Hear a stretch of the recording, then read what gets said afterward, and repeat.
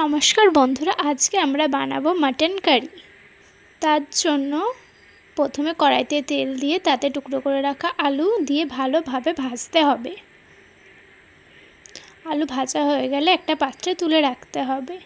তারপর কড়াইতে আবারও কিছুটা তেল দিয়ে নুন হলুদ মাখিয়ে রাখা খাসির মাংসগুলো দিয়ে ভালোভাবে ভাজতে হবে।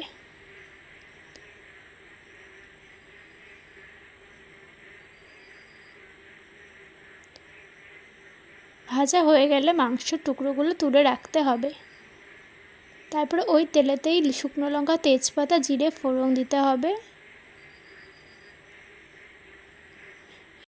পেঁয়াজ কুচি দিয়ে ভালোভাবে নাড়তে হবে।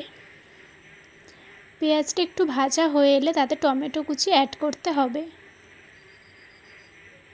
এরপর লঙ্কা বাটা, আদা রসুন বাটা, ধনে জিরে বাটা দিয়ে ভালোভাবে মশলাটি কষাতে হবে। মশলাটি কষানো হয়ে গেলে তাতে হলুদ, স্বাদ মতন লবণ দিয়ে ভালোভাবে মেশাতে হবে। এরপর মশলার মধ্যে ভেজে রাখা মাংসটা দিতে হবে, দিয়ে ভালোভাবে মেশাতে হবে। এইভাবে মাংসটা কিছু ঢাকা দিয়ে কষাতে হবে। এরপর তেল ছেড়ে এলে ভালোভাবে আলুর টুকরোগুলো মেশাতে হবে।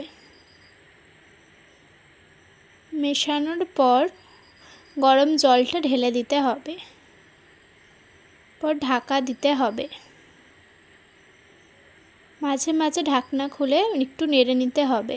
এরপর গরম মশলা বাটা দিয়ে ভালোভাবে মেশাতে হবে।